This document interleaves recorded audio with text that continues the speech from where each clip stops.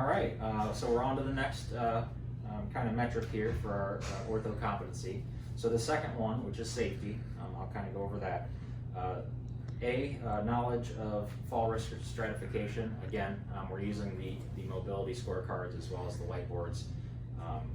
And you know, the fall risk is frequently being updated throughout the day. So you'll find the most updated information in the computer most of the time, but we try to keep the scorecards pretty accurate as well. So using the gait belt. So for the most part, it's pretty self-explanatory. The only thing that can be kind of confusing here is you'd think this tag would go on the inside, but it actually goes on the outside. So what you want to do, there's a couple ways you can do it. Some people like to put it around where the navel is, and then some people like to put it, you know, above the breastbone, basically. I personally prefer above the breastbone because, especially with people that, you know, have a little bit of excess body weight, when you go to tighten up the gait belt, and if it's around their navel, when they go to stand, that gait belt is very loose. So I tend to put it up a little bit higher. That way, it can also get some leverage underneath the armpits too. But you want to also kind of be careful with that. So I'll show you how to put this on.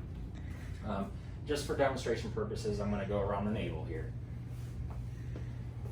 All right. So again, tag on the outside, and then what you do, you want to feed this through the teeth. Make sure it's snug. And then once it's snug, you go ahead and loop it through this other side. Now the excess here, usually that's not an issue, unless the patient's very short and you have a longer belt. If you want, you can just kind of tuck it into the belt. If not, you can just kind of let it hang. But you just want to make sure the belt's snug before you lift someone up. Otherwise, it won't be of much benefit.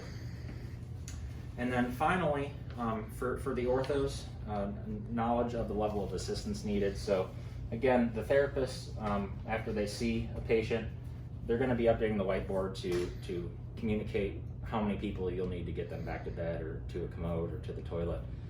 As a rule of thumb, what we probably should do is the first time you're getting a patient up, regardless if it's a knee or a hip, you want to have 2 people just to be safe. And then you can go from there depending on how the patient does. But I would always probably start with 2 people. All right.